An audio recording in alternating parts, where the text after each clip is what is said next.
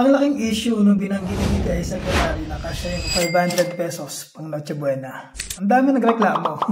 Kasi nga naman, napaka-insensitive ng statement na yon. Napaka-insensitive din sa common plight ng mga ordinaryong Pilipino. Pero meron ding mga nag-comment favorably doon sa sinabi ni DTI Secretary. Kasi nga naman, technically, kung magbabudget ka ng todo, kakasya naman talaga yung 500. Naalala ko, may memes pa nga na puro balat ng chichirya yung handa para magkasya yung 500. Pero ito yung tanong na ayaw nating sagutin.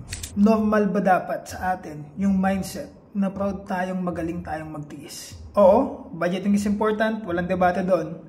Pero kung yung buong financial journey mo umiikot lang sa pag-adjust, pagbitaw, at pag-compress ng buhay mo para magkasya sa maliit na income, hindi yan progress. No, survival lang yan.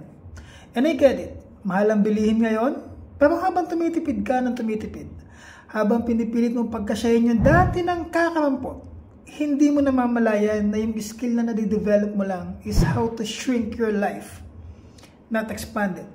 Kaya oo, kung kaya mong mag 500 pesos Noche Buena, good job!